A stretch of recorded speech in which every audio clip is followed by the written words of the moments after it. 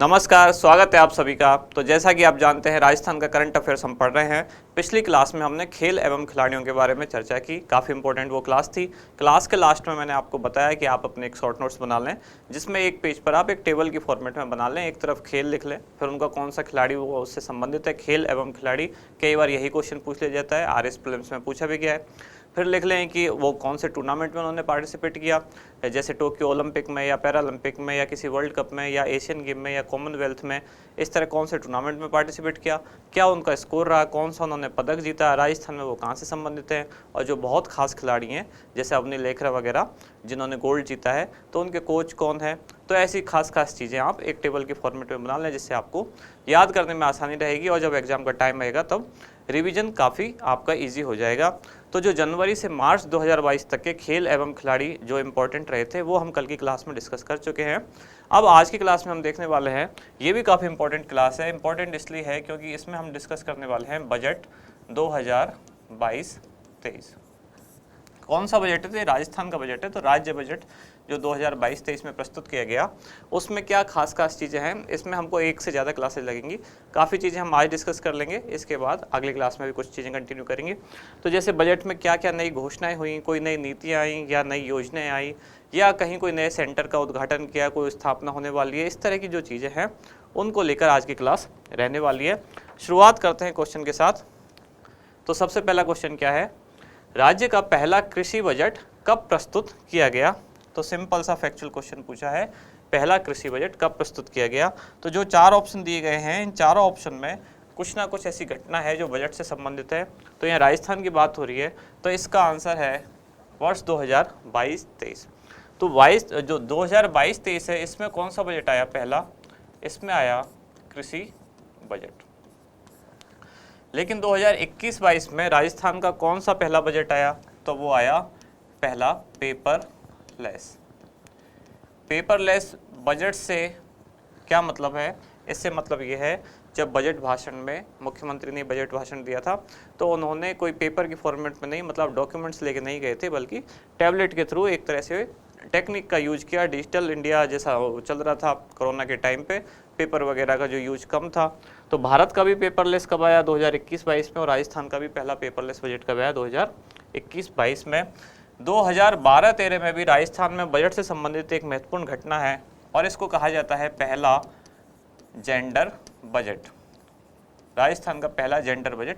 Gender budget से मतलब ये है कि इसमें ज़्यादातर घोषणाएं ऐसी हैं जो महिलाओं से संबंधित हैं, उनके लिए एक पृथक से अलग से एक प्रावधान किया गया कि महिलाओं के उत्थान के लिए या महिलाओं के इक्वलिटी के लिए सरकार ने क्या क्या कदम उठाए, उनके लिए अलग से उन्होंने एक फंड बनाया। तो जेंडर बजट उस तरह से है जिसमें महिलाओं की समानता पर आधारित ज़्यादातर नीतियाँ दी गई। और 2017-18 वाला जो बजट है, ये राजस्थान नहीं बल्कि जो भारत सरकार है उसमें, भारत सरकार के बजट में इस ईयर में एक खास घोषणा की गई। मतलब क्या किया गया इसमें जो रेल बजट होता है उसको आम बजट के साथ मर्ज कर दिया गया। मर्ज कर दिया गया मतलब जोड़ दिया गया। जोड़ दिया गया से फिर हमें ये मतलब समझ में आता है कि इसका मतलब पहले रेल बजट अलग से आता था, आम बजट अलग से आता था, उसमें सेपरेट रेल बजट हो जाता। लेकिन 2017-18 से दोनों को जोड़ दिया गया है, रेल बजट को और आम बजट को। अब हमारे मन में सवाल उठता है कि रेल बजट अलग से कब से आता था और क्यों आता था। तो भारत में बजट का थोड़ा सा इतिहास हम समझ लेते हैं। ये तो बात केवल मैंने राजस्थान के संदर्भ में की है, ये तीनों चीजें राजस्थान से संबंधित है। आंसर इसका 2022-23 है। लेकिन भारत में बजट का थोड़ा सा हम इतिहास और समझ लेते हैं कि भारत में सबसे पहले जो बजटिंग की प्रणाली है ये कब से शुरू हुई और पहला बजट भारत में कब प्रस्तुत किया गया। तो भारत का जो पहला बजट है वो ब्रिटिश काल में प्रस्तुत किया गया। कब? और वो था 7 अप्रैल 1860। 7 अप्रैल 1860। और किसने ये प्रस्तुत किया? तो उनका नाम था जेम्स विल्सन। भारत में पहला बजट किसने प्रस्तुत किया? जेम्स विल्सन ने। कब? 7 अप्रैल 1860। और आज़ाद भारत का पहला बजट कब प्रस्तुत किया गया? वो है 26 नवंबर 1947। आज़ाद भारत का पहला बजट। और ये किसने प्रस्तुत किया था? ये प्रस्तुत किया था आर के षणमुखम चिट्टी। दो बात क्लियर हुई, भारत का पहला बजट और आज़ाद भारत का पहला बजट। अब आती है बात रेल बजट की।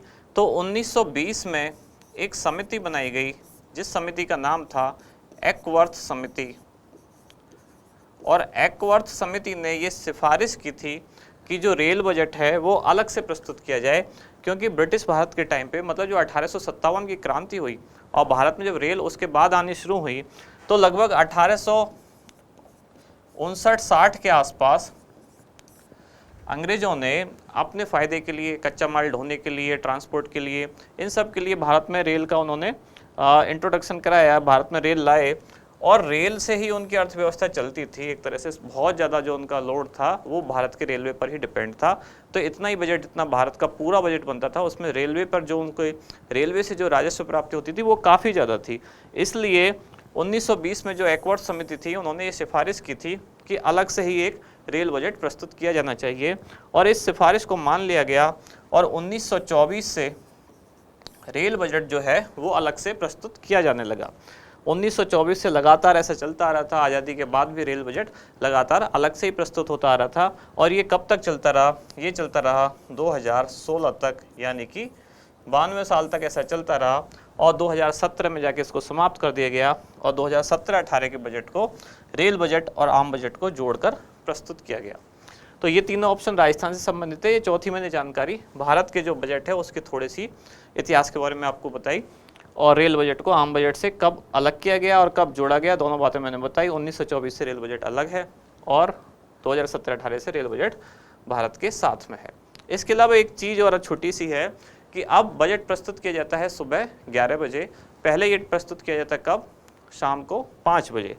इसका भी एक रीज़न था, क्योंकि भारत और ब्रिटेन में टाइम जोन का अंतर है। तो यहाँ जब शाम के 5 बजते हैं तो वहाँ कितने बजते हैं? तो वहाँ समय यहाँ से पीछे है। भारत जो पूर्व में है, ब्रिटेन पश्चिम में है। तो यहाँ अगर 5 बजते हैं तो वहाँ लगभग 11 साढ़े 11 का टाइम होता है। तो वो अपनी सुविधा के अनुसार उस समय रखते थे, और यही परंपरा चली आ रही थी, बार बार अब तक चली रही थी। तो भारत में शाम को बजट प्रस्तुत होता था, लेकिन 1999 तक ऐसा चलता रहा। और 1999 जब अटल बिहारी वाजपेयी की सरकार थी, कब से कब तक रही अटल बिहारी वाजपेयी की सरकार? 98 से कब तक? 2002 तक, 6 साल रही। पता ही होगा आपको, पहले 13 दिन के लिए बने प्रधानमंत्री, फिर 13 महीने के लिए, फिर 5 साल के लिए। तो इस तरह से लगभग 6 साल सरकार रही। उस सरकार में जो वित्त मंत्री थे यशवंत सिन्हा, तो यशवंत सिन्हा ने पहली बार 1999 का जो बजट था उसको प्रस्तुत किया कब? सुबह 11 बजे। तब से फिर 2001 से कंटिन्यू ये एक प्रथा चलती आ रही है कि तब से बजट जो है भारत का वो सुबह 11 बजे प्रस्तुत किया जाने लगा है। पहले ही प्रस्तुत किया जाता शाम को 5 बजे। तो ये थोड़ी सी इतिहास की जानकारी हुई। अब चलते हैं आगे अगले क्वेश्चन की तरफ। मुख्यमंत्री चिरंजीवी दुर्घटना बीमा योजना में बीमित परिवार को दिए जाने वाली दुर्घटना बीमा कवर की राशि कितनी है? पहले तो चिरंजीवी नाम सुनते ही आपको एकदम पागल नहीं होना है, पूरा नाम पढ़ना है आगे। चिरंजीवी दुर्घटना बीमा योजना में बीमा कवर की राशि कितनी है? तो इसमें कंफ्यूज होने में केवल 2 ही ऑप्शन है, या तो 10 लाख करेंगे कुछ लोग, या 5 लाख करेंगे।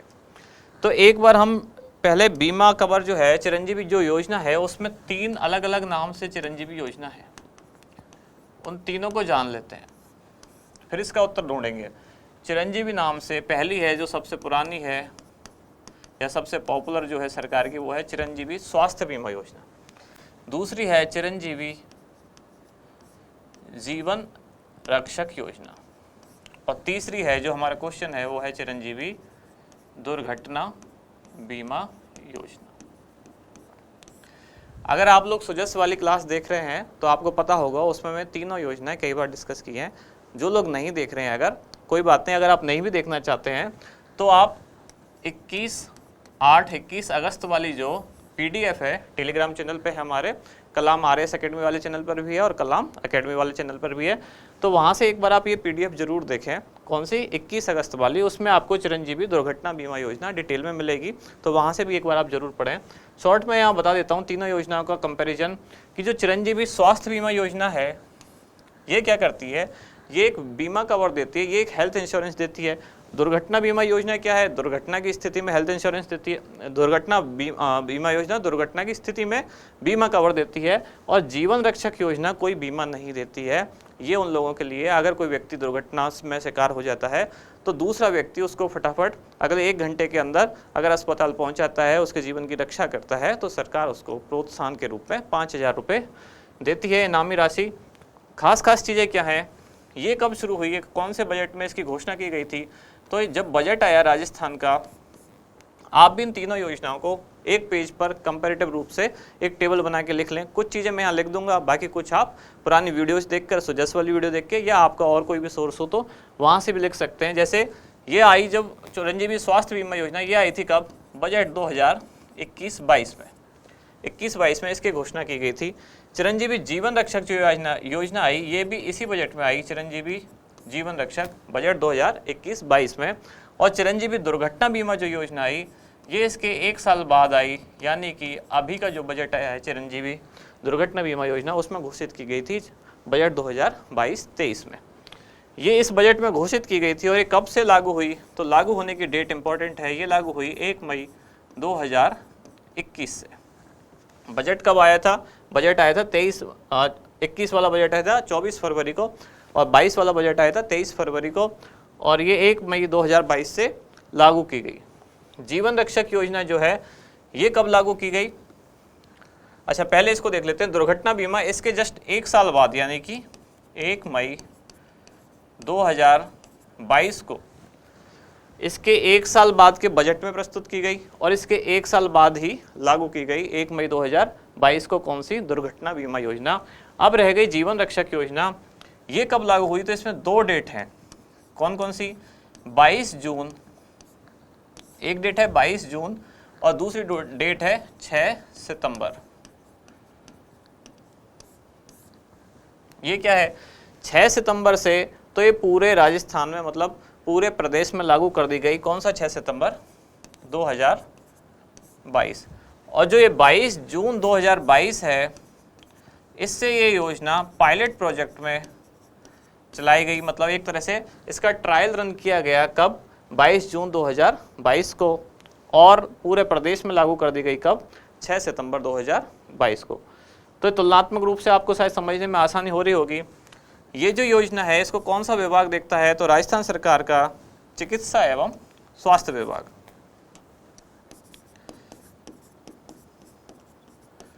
चिकित्सा एवं स्वास्थ्य विभाग इस योजना का संचालन करता है। जीवन रक्षक योजना का संचालन भी यही विभाग करता है। कौन सा? चिकित्सा एवं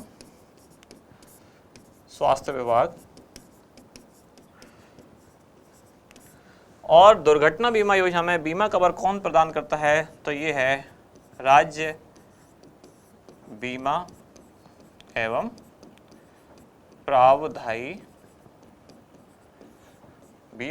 प्रावधायी निधि विभाग। तीनों के विभाग समझ में आ गए। अब देखते हैं तीनों में बीमा कवर कितना है। तो ये वाली योजना जब शुरू की गई थी, तब इसमें बीमा कवर था 5 लाख, मतलब जब 2021-22 के बजट में प्रस्तुत की गई थी। उसके बाद जब नया बजट आया, यानी कि 2022-23 वाला, तो उस बजट में इसकी कितनी कर दी गई राशि? अब इसकी राशि बढ़ाकर कर दी गई 10 लाख। जीवन रक्षक योजना में कोई बीमा कवर नहीं दिया जाता, यहाँ केवल पुरस्कार स्वरूप राशि दी जाती है, और वो कितनी है? 5,000 रुपये। और वो किसको मिलती है? जो व्यक्ति दुर्घटनाग्रस्त व्यक्ति को अगर अस्पताल पहुंचाता है, उसके प्राणों की रक्षा करता है, तो उसको 5,000 रुपये सरकार द्वारा दिए जाते हैं। और यहाँ बीमा कवर कितना है दुर्घटना बीमा योजना में, या दुर्घटना बीमा चिरंजीवी दुर्घटना बीमा योजना में? तो प्रति परिवार 5 लाख रुपए। ठीक है, क्लियर हुई बात। यहाँ एक और बात क्या है, यहाँ कुछ जो परिवार हैं या कुछ जो व्यक्ति हैं, उनको ये योजना है निःशुल्क, उनको कोई प्रीमियम नहीं भरना है। और कुछ जो है उनको 850 रुपये देने होते हैं। जैसे निःशुल्क कैटेगरी में कौन कौन से आते हैं? लघु एवं सीमांत किसान जो है वो निःशुल्क में आएंगे। संविदा कर्मी जो कर्मचारी हैं वो निःशुल्क में आएंगे।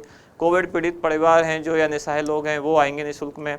तो इस तरह की कैटेगरी, या जो फूड सेफ्टी जो अधिनियम है उसके तहत आने वाले परिवार, या राजस्थान में जो भारत की जो सामाजिक आर्थिक जनगणना हुई 2011 वाली, उससे जो जुड़े हुए परिवार हैं वो सब आते हैं निःशुल्क कैटेगरी में।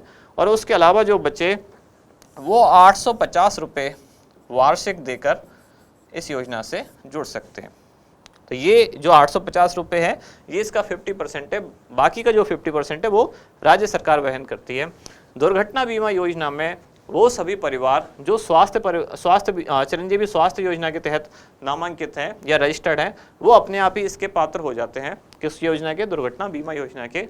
और इनको कोई भी प्रीमियम राशि नहीं देनी होती, मतलब सभी के लिए ये क्या है, ये निःशुल्क है।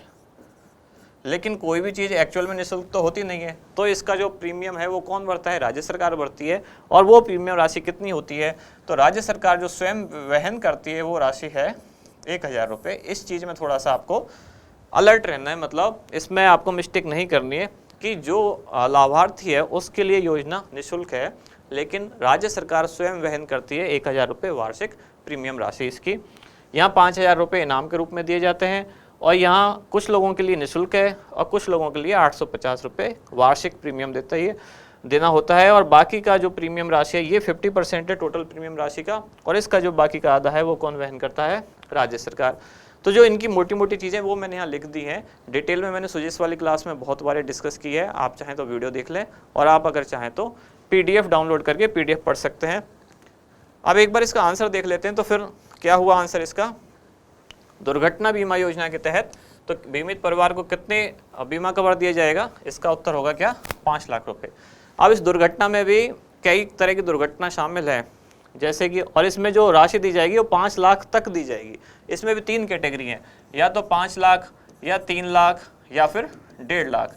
5 लाख तब जब अगर दुर्घटना में मृत्यु हो जाती है, 3 लाख तब जब कोई 2 अंगों में क्षति होती है, जैसे या तो दोनों हाथों में क्षति हो जाए, या दोनों पैरों में, या दोनों आँखों में, या इनमें से एक कोई हो, जैसे एक आँख और एक पैर, या एक हाथ और एक पैर, या एक आँख और एक हाथ, इस तरह का कोई पैर हो, तब 3 लाख। मतलब कोई 2 अंग हो, और 2 अंग कौन कौन से, 3 का सेट, मतलब उन 3 में से कोई भी 2 हो सकते हैं, जैसे कि आँख, हाथ और पैर।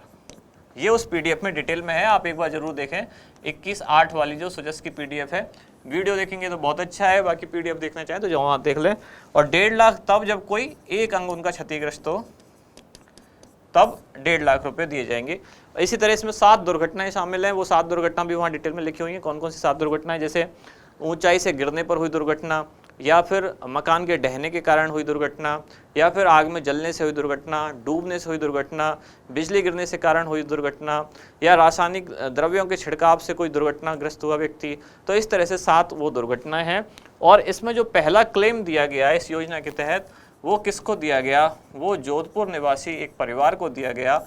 और दुर्घटना की कौन सी कैटेगरी थी वो, तो वो डूबने के कारण हुई मृत्यु के कारण पहला जो बीमा कवर चिरंजीवी दुर्घटना बीमा योजना के तहत प्रदान किया गया जोधपुर के एक परिवार को। एक बालक की मृत्यु हुई डूबने के कारण, और उस परिवार को इस योजना के तहत पहली बार बीमा कवर प्रदान किया गया। इस योजना को हमने सुजस में बहुत बार डिस्कस किया है, आपके लिए अच्छा रहेगा अगर आप एक बार देखें तो। अब नेक्स्ट चलते हैं अगले क्वेश्चन पे। इंदिरा गांधी शहरी रोजगार गारंटी योजना का क्रियान्वयन कौन से विभाग द्वारा किया जाएगा।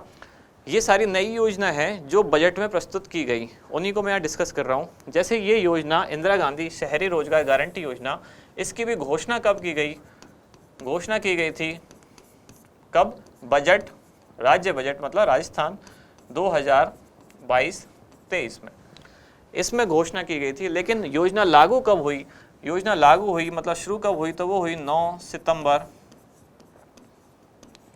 2022। 9 सितंबर 2022 को योजना ऑफिशियली शुरू हो गई, और मुख्यमंत्री ने खुद भी इसमें श्रमदान करके योजना को एक तरह से सांकेतिक रूप से शुरू किया। और उन्होंने कहाँ श्रमदान किया, कहाँ से योजना की शुरुआत की, तो जयपुर में एक जगह है जिसका नाम है खानिया की बावड़ी। इसलिए इस योजना की शुरुआत में भी कहा जा सकता है कि योजना कहाँ से शुरू हुई है, तो मुख्यमंत्री के श्रमदान द्वारा खानिया की बावड़ी जयपुर से योजना शुरू की गई।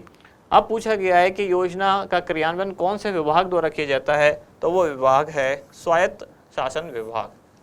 स्वायत्त शासन विभाग के द्वारा जो अलग अलग शहरों की नगर पालिका या नगर निगम या जो भी नगर निकाय है उनके माध्यम से इस योजना का क्रियान्वयन किया जाएगा। मतलब कि स्वायत्त शासन विभाग के साथ साथ कौन सा है, स्थानीय निकाय विभाग जो होगा, स्वायत्त शासन विभाग और स्थानीय निकाय विभाग, अलग अलग नगर का स्थानीय निकाय विभाग जो होगा वो दोनों मिलकर इस योजना का क्रियान्वयन करेंगे, जो भी नगर निकाय विभाग होगा।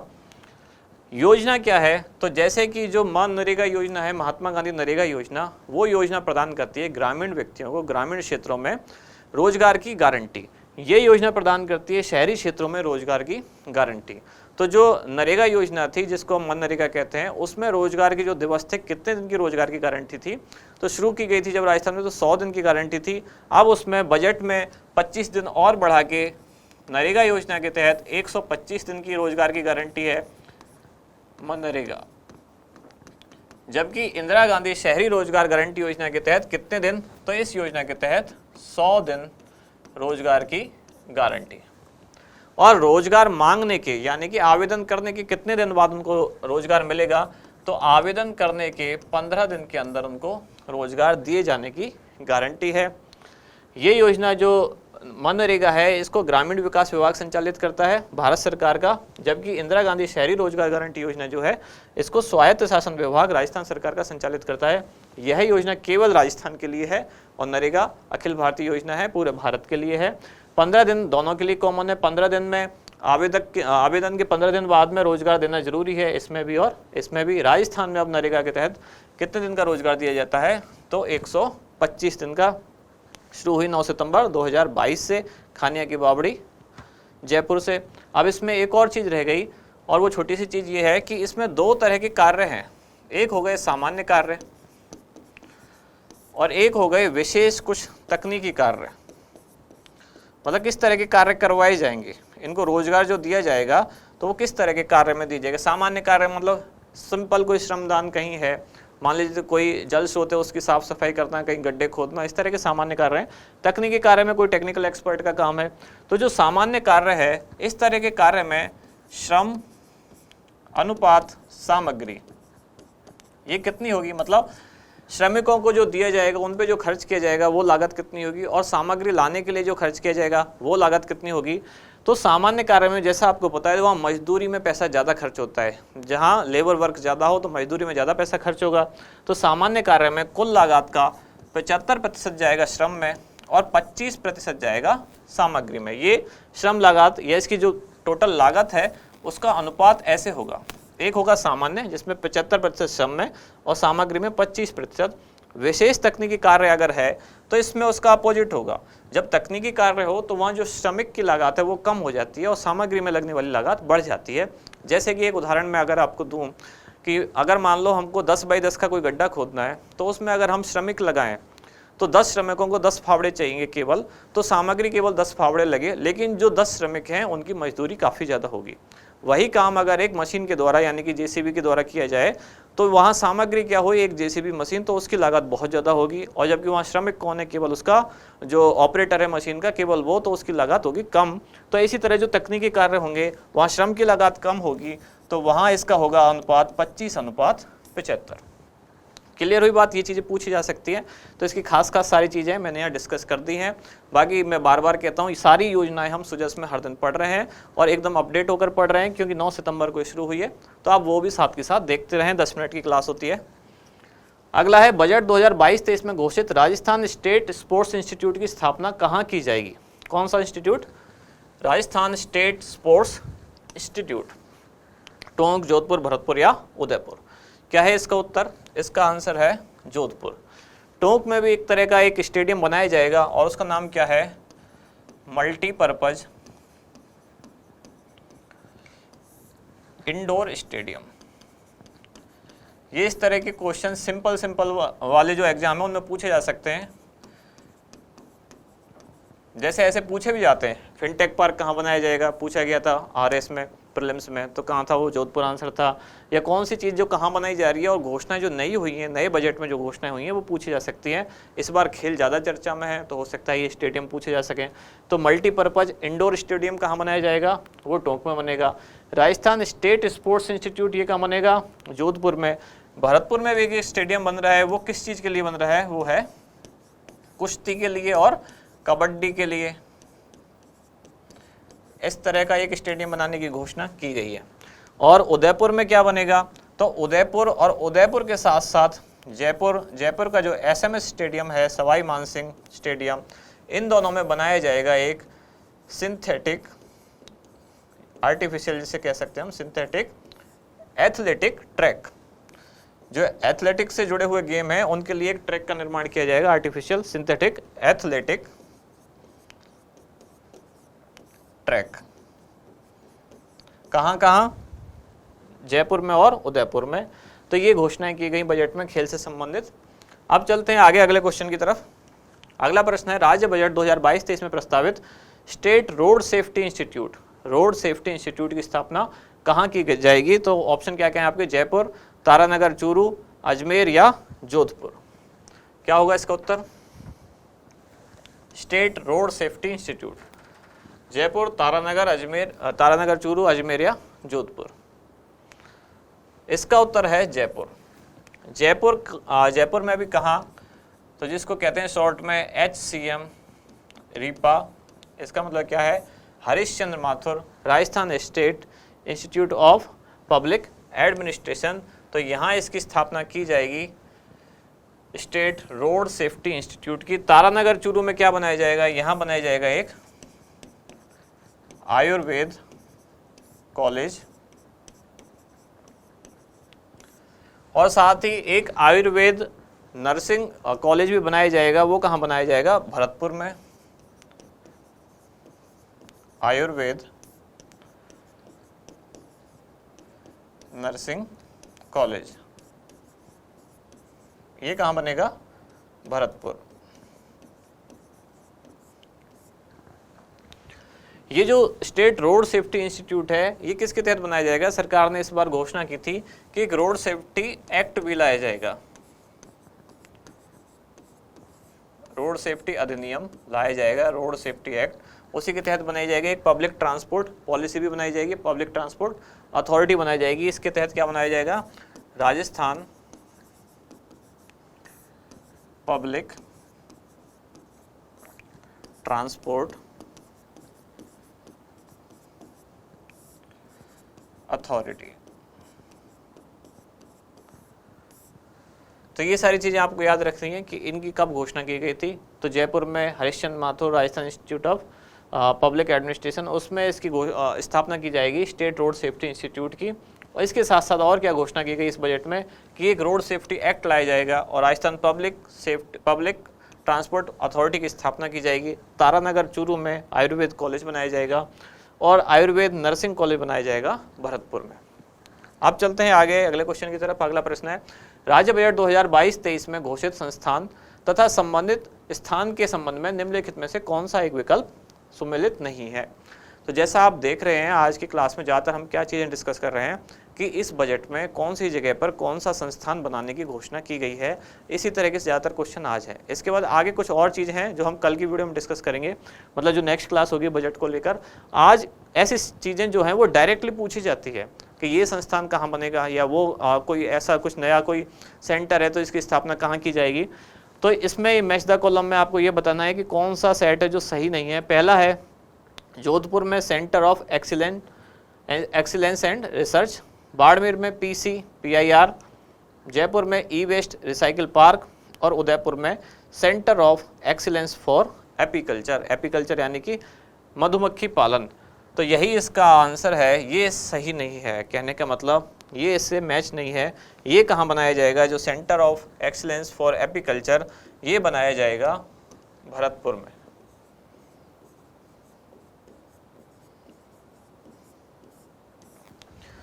बाकी ई-वेस्ट रिसाइकिल पार्क मतलब जो इलेक्ट्रॉनिक कचरा होता है उसको कैसे रिसाइकिल किया जाए, इस तरह का एक पार्क बनाया जाएगा। कहाँ? जयपुर में। तो इसके लिए एक पॉलिसी भी लाई जाएगी, जिस पॉलिसी का नाम क्या होगा? ई-वेस्ट, मतलब इलेक्ट्रॉनिक जो वेस्ट है। इलेक्ट्रॉनिक वेस्ट क्या होता है? जैसे ये बोर्ड है, अगर ये ख़राब हो जाए तो एक तरह का वेस्ट है, ई वेस्ट है, या मोबाइल फ़ोन है या कंप्यूटर स्क्रीन है, इस तरह के जो इलेक्ट्रॉनिक आइटम है अगर वो एक टाइम के बाद काम नहीं करते, जैसे ई वेस्ट का सबसे अच्छा एग्जांपल है मोबाइल, तो स्मार्टफोन बहुत जल्दी 2-3 साल में ख़राब हो जाते हैं, फिर किसी काम पे नहीं रहते, तो इनका एक ढेर बन जाता है। उसको कैसे रिसाइकिल किया जाए, तो इसके लिए एक पॉलिसी लाई जाएगी जिसका नाम होगा ई वेस्ट डिस्पोजल, ई वेस्ट डिस्पोजल पॉलिसी। और इसी के तहत जयपुर में एक ई वेस्ट रिसाइकिल पार्क स्थापित किया जाएगा। ये टेक्निकल चीज़ें, ऐसी कोई चीज़ें पूछी जा सकती है, जैसे फिनटेक पार्क पूछा जा चुका है, तो ई वेस्ट रिसाइकिल पार्क हो सकता है आगे पूछा जाए, तो इसको थोड़ा ध्यान से आपको पढ़ना है। ई वेस्ट रिसाइकिल पार्क कहाँ होगा, जयपुर में। PCPIR ये क्या है,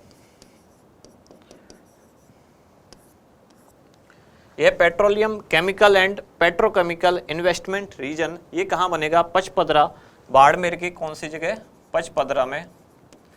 ये क्या है, ये एक तरह का एक रीजन है, एक क्षेत्र बनाया जाएगा, किसके सहयोग से, तो रीको के सहयोग से एक रीजन, एक क्षेत्र बनाया जाएगा जो लगभग 383 वर्ग किलोमीटर में फैला हुआ होगा। तो वहाँ वो सारी सुविधाएं विकसित की जाएंगी कि ज़्यादा से ज़्यादा इन्वेस्टमेंट वहाँ आ सके। जहाँ आधारभूत जो उद्योग का केंद्र है वो कौन से होंगे, पेट्रोलियम केमिकल एंड पेट्रोकेमिकल, और जोधपुर में centre of excellence and research की स्थापना की जाएगी। ये आपको सेंटर और कौन सी जगह या कौन से स्थान पर हैं उनके नाम एज इट इज याद ही रखने हैं। अब चलते हैं आगे अगले क्वेश्चन की तरफ। सड़क सुरक्षा को मद्देनजर रखते हुए निम्नलिखित में से कौन से मार्ग को पायलट प्रोजेक्ट के तहत दुर्घटना रहित सड़क के रूप में विकसित किया जाएगा।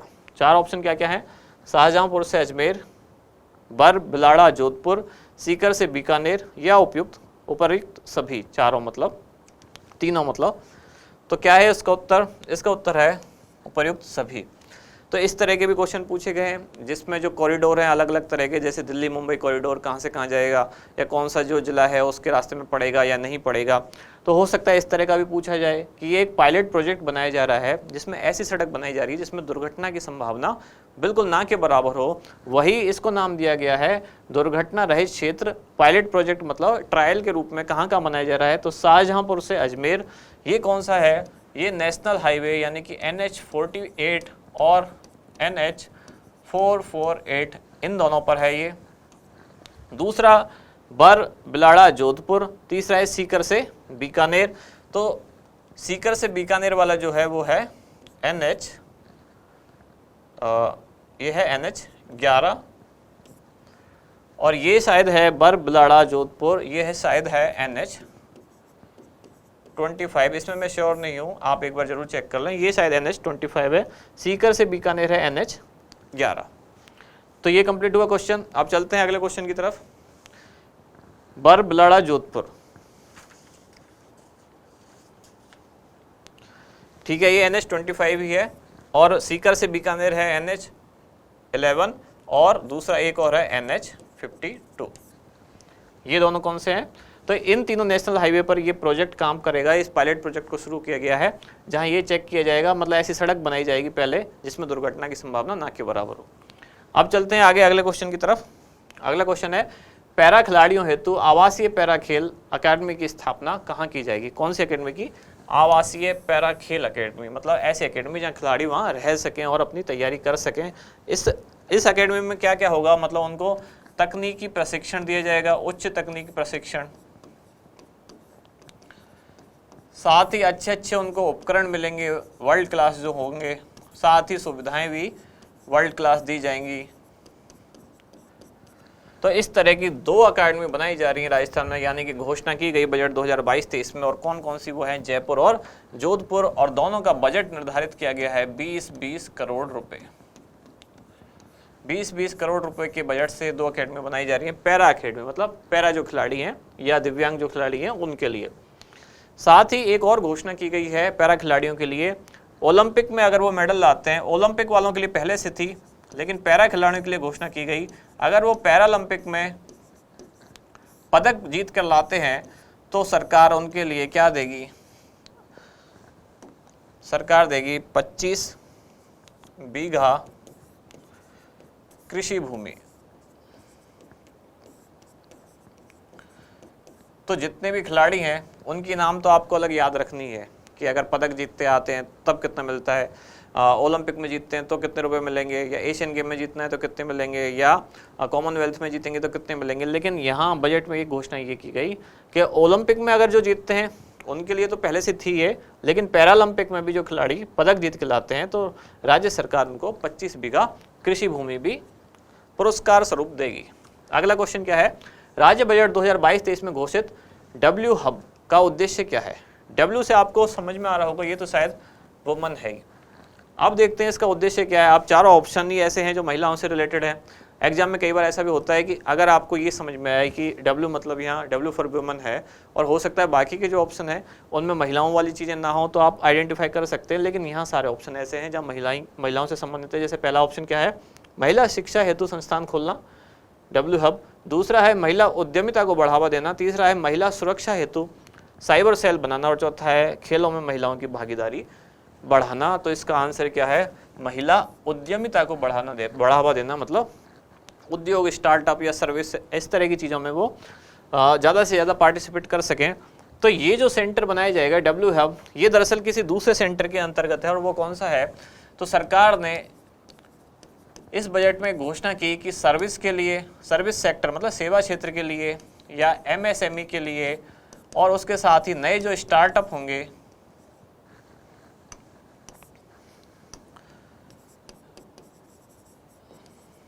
नए जो स्टार्टअप है मतलब नए बिजनेस जो लोग शुरू कर रहे हैं, इनके लिए एक सेंटर बनाया जाए जहां इनको नई सुविधा दी जाए, मतलब लेटेस्ट सुविधाएं दी जाएं। और उसको सरकार ने की टर्म भी दिया है, एक नाम दिया है, क्या, प्लग एंड प्ले। ऐसे सेंटर बनाए जाए। प्लग एंड प्ले का मतलब क्या होता है कि सब कुछ तैयार है, आप बस प्लग लगाओ और काम चालू करो। मान लो आपके पास कोई स्पीकर है, एक सीधा सा एग्जांपल दे रहा हूँ, तो सारा कुछ हो चुका है, वहाँ बिल्डिंग बन चुकी है,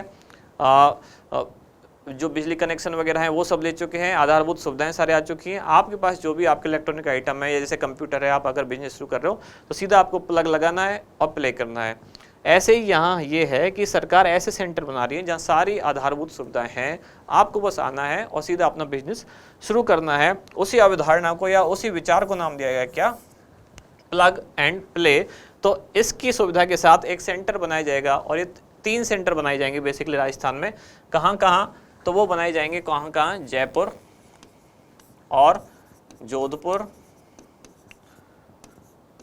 और तीसरा कोटा। जयपुर, जोधपुर और कोटा। और जो सेंटर बनाए जाएंगे उनका नाम क्या होगा उस सेंटर का, वो होगा राजीव गांधी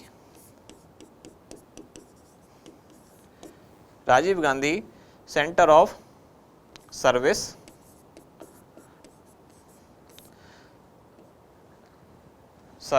नॉलेज सर्विस, या नाम इसका है knowledge service and innovation.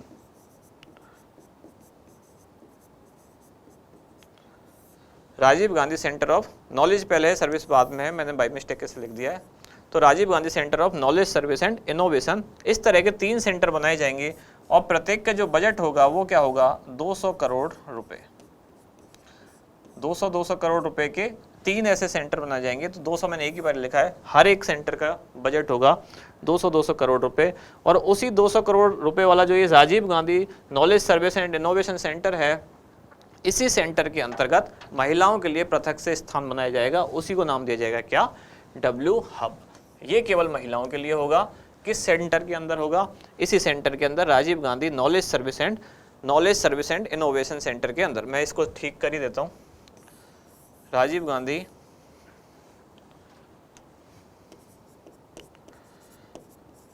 Knowledge service and innovation, इस तरह का सेंटर बनेगा। और उसके तहत ही महिलाओं के लिए एक अलग से विभाग बनाया जाएगा, स्थान बनाया जाएगा, उसको नाम दिया गया डब्ल्यू हब। तो संबंधित किससे हुआ, उद्यमिता।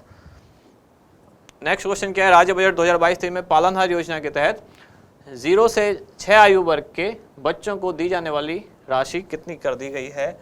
तो ये 0 से 6 आयु वर्ग के, इसको आपको करेक्ट करना है क्वेश्चन थोड़ा, 0 से 6 आयु वर्ग के अनाथ बच्चों को, अनाथ शब्द इसमें जोड़ना है।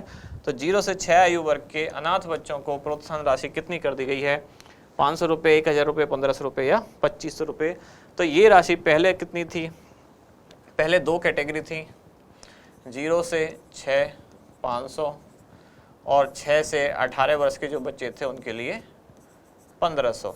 अब जो बजट आया 2022-23 वाला, अब अनाथ बच्चों के लिए ये ध्यान रखना है, अनाथ बच्चों के लिए, क्योंकि इसमें कई तरह की कैटेगरी है। क्या क्या कैटेगरी, जैसे बच्चे अनाथ हैं या उनके माता पिता को आजीवन कारावास हो गया है या मृत्युदंड हो गया है, किसी एक को मृत्युदंड हो गया है, या विधवा माता के बच्चे हैं, या सिलिकोसिस से पीड़ित माता पिता के बच्चे हैं, या पुनर्विवाहित महिला के बच्चे हैं, या फिर कुष्ठ रोग से पीड़ित माता पिता के बच्चे हैं, या HIV से पीड़ित माता पिता के बच्चे हैं। तो इस तरह इसमें कई कैटेगरी हैं, लेकिन सरकार ने जो घोषणा की है पैसे बढ़ाने की, या जो पालनहार योजना के तहत आर्थिक मदद की, वो अनाथ बच्चों के लिए कितनी कर दी है अब 2022-23 के बजट में?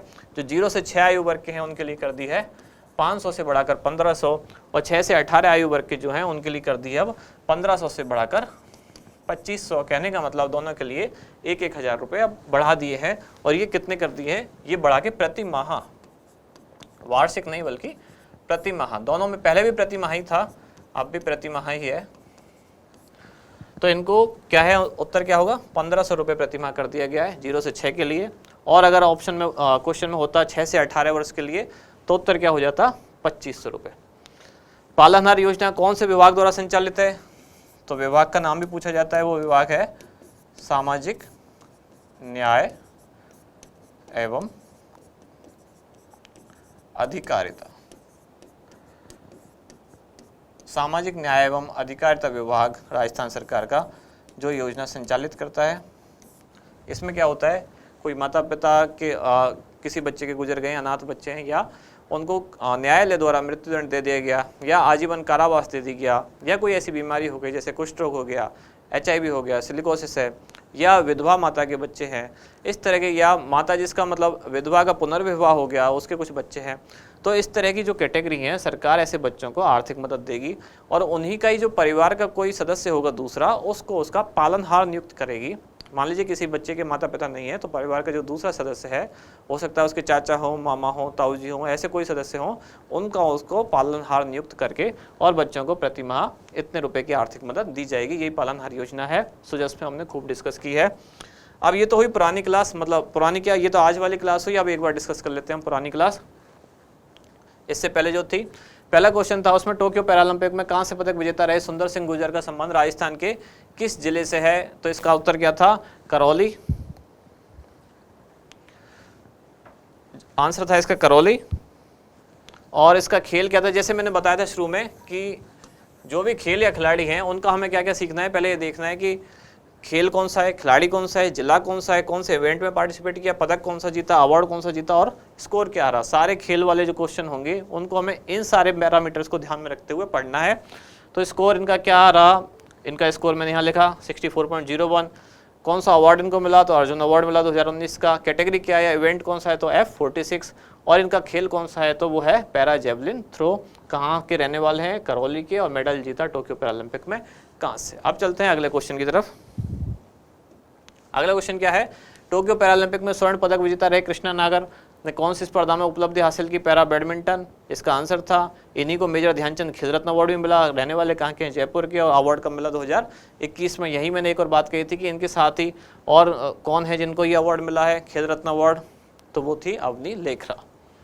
इनकी कैटेगरी क्या है? तो वो है SH6। अगला क्वेश्चन क्या है? दुबई में आयोजित वर्ल्ड पैरा तीरंदाजी चैंपियनशिप में रजत पदक जीतने वाले खिलाड़ी कौन रहे? तो इसमें आंसर था श्याम सुंदर स्वामी, जो कहाँ के हैं? बीकानेर के।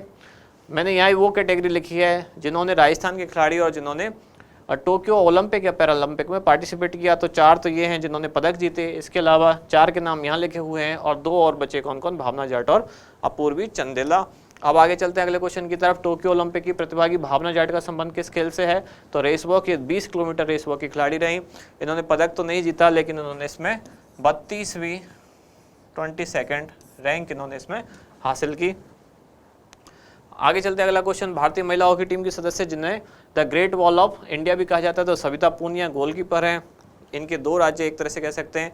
पहले ये थे हनुमानगढ़ में रहते थे, झांसल गांव था हनुमानगढ़ का, वहाँ ये निवासी थे वहाँ के। फिर बाद में जाके ये सिरसा हरियाणा में बस गए, तो हरियाणा की तरफ से ये भारतीय टीम में शामिल है। इन्होंने जो ओलंपिक गेम हुआ उसमें ऑस्ट्रेलिया के खिलाफ क्वार्टर फाइनल मैच में 7 गोल भारत के लिए रोके, इसलिए इनको ये नाम दिया गया। और ये जो ओलंपिक हुआ उसकी विजेता टीम रही नीदरलैंड, उपविजेता मतलब गोल्ड मिला नीदरलैंड को, सिल्वर मिला अर्जेंटीना को, ब्रॉन्ज मिला ब्रिटेन को और भारत को मिला क्या? भारत को कोई मेडल नहीं मिला, ये ब्रॉन्ज से चूक गए ब्रिटेन से हारने के बाद। अगला क्वेश्चन क्या है? रवि बिश्नोई भारतीय टीम में शामिल किया गया है, इनको राजस्थान के किस जिले से संबंधित हो? ये आंसर है जोधपुर से। और ये लेग स्पिनर है, इन्होंने वेस्ट इंडीज़ के खिलाफ ये टीम में शामिल हुए T20 में 16 फरवरी 2022 को। और साथ ही अंडर 19 वर्ल्ड कप जो 2020 का हुआ उसमें सर्वाधिक विकेट लेने वाले खिलाड़ी भी रहे। IPL में 2 टीम से खेल चुके हैं, किंग्स 11 पंजाब और लखनऊ सुपर जायंट्स। अगला क्वेश्चन है दिव्यांग सिंह पवार का संबंध राजस्थान में किस खेल से है? तो ये किस खेल से संबंधित है? शूटिंग से संबंधित है। 10 मीटर एयर राइफल, जयपुर के रहने वाले हैं।